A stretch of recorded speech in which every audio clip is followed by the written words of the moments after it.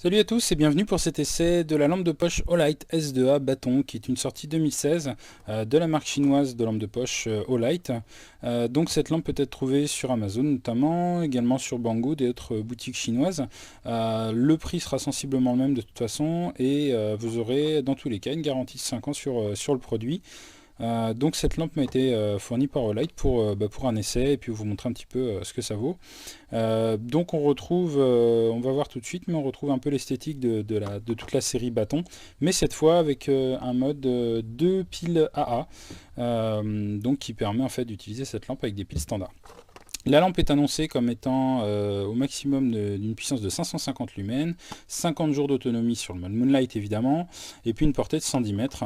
Donc l'emballage est toujours le même, hein. C'est un blister plastique avec à l'intérieur un support en carton.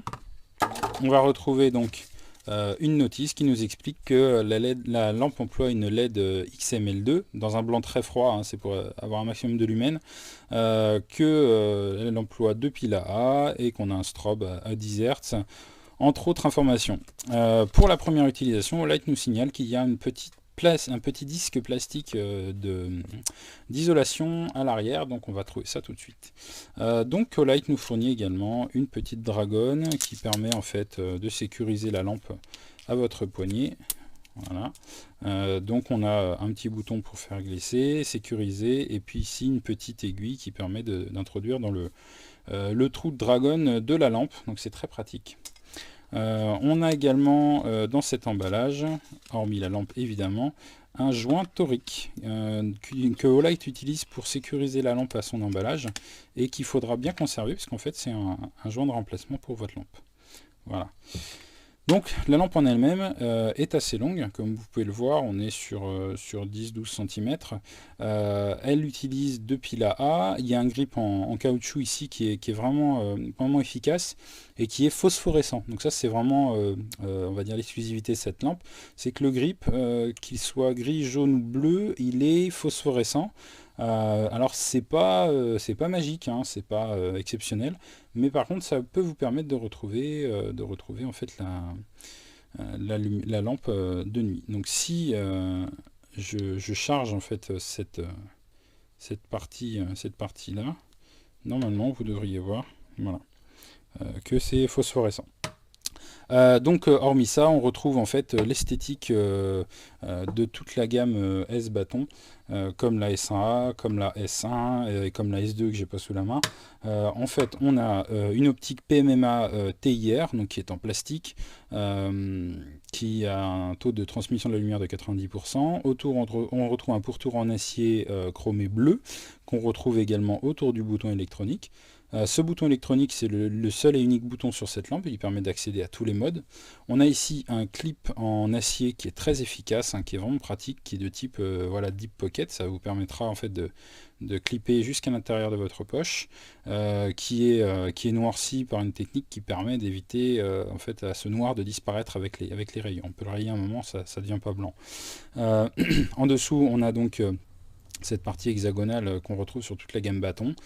Un corps en aluminium qui est assez long, ici recouvert de grippe comme je l'ai dit, et un bouchon arrière qui n'est pas aimanté, hein, je précise, puisque sur le reste de la gamme bâton on a souvent un aimant. Là ce n'est pas le cas, je pense que vu la longueur de la lampe ça ne me permettait pas de la garder debout.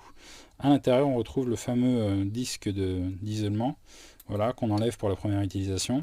Et ça me permet de vous montrer au passage donc qu'Olight nous fournit 2 piles au lithium 1,5 volts au format AA qui ne sont pas rechargeables, attention, hein, n'essayez pas de les recharger, et qui auront une meilleure autonomie que vos piles standards alcalines et qui permettent en fait d'utiliser la lampe pour la tester un petit peu avant de remplacer tout ça bien sûr par des accus NiMH type Eneloop ou Amazon Basics, c'est vous qui voyez, pour éviter de vous ruiner en pile.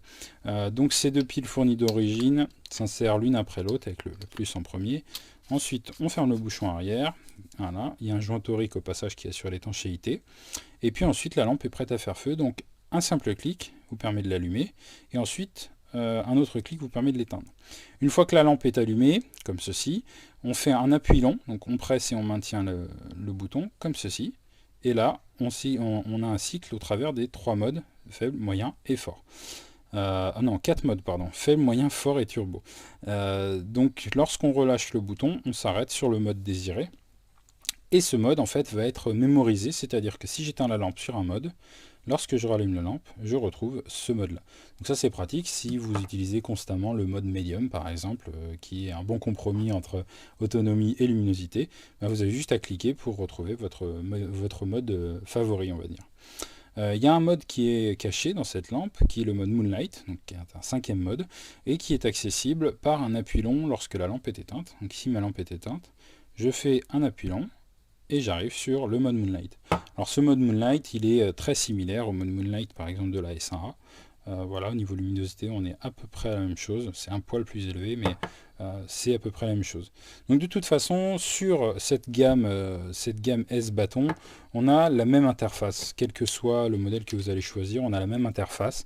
Si ce n'est, comme j'ai déjà précisé dans la S1A, dans la vidéo de la S1A, si ce n'est que le défilement des modes lorsqu'on reste appuyé sur le bouton est plus rapide sur la gamme 2016 et ça c'est super cool. Sur la S1, donc quand j'allume ma lampe et que je fais un appui long, vous voyez c'est assez long entre chaque mode. Voilà, c'est vraiment, ça prend son temps. L'utilisateur ne sera pas surpris.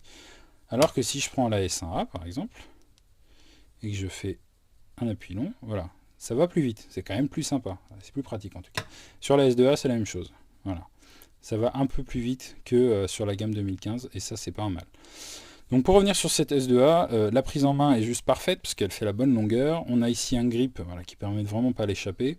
Ce petit bouton qui est accessible sur le côté, alors évidemment avec des gants ça risque d'être plus compliqué, mais là on est sur on va dire un modèle civil, pas sur un modèle tactique, donc c'est tout à fait adapté et cohérent. Ce clip est toujours aussi pratique, hein, on le retrouve sur toute la gamme de toute façon. Cette forme de clip est vraiment idéale je trouve. Et très costaud, j'en ai jamais cassé. Donc voilà, on a 550 lumens au maximum, ce qui est quand même assez énorme pour une lampe au format 2 x AA. Et puis un format global qui est fin et léger, donc bizarrement ma femme l'a choisi pour mettre dans son sac à main. Voilà, donc on va passer tout de suite aux essais extérieurs.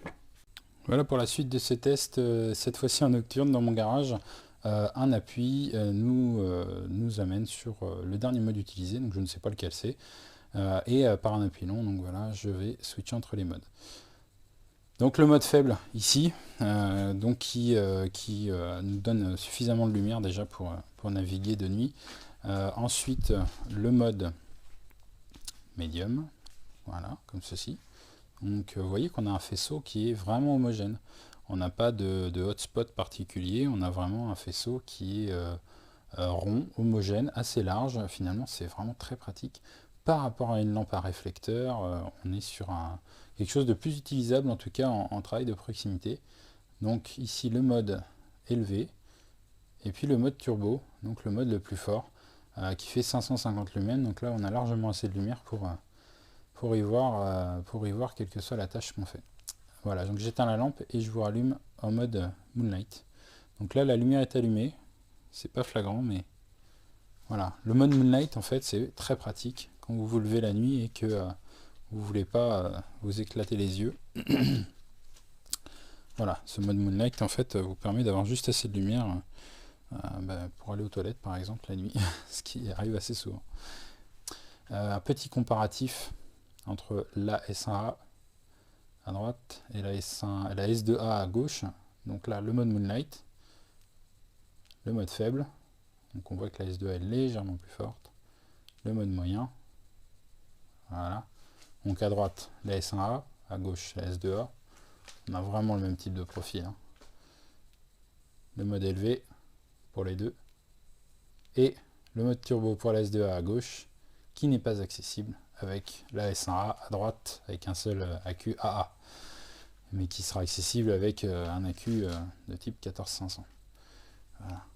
Donc vous voyez la comparaison, hein, les faisceaux sont vraiment similaires en puissance et en taille, puisqu'ils utilisent la même optique TIR et la même LED XML2. Voilà, donc c'est la conclusion de cette vidéo sur la S2A. Je conclurai en disant simplement que on a encore un produit très pratique de chez Olight. Pour ceux qui ne veulent pas passer à la technologie lithium type 18650 ou 14500, bah là on a un produit qui est quand même efficace et avec des piles standards, des accus Eneloop si vous préférez vous passer voilà, du lithium. Donc c'est un choix alternatif qui est très bien.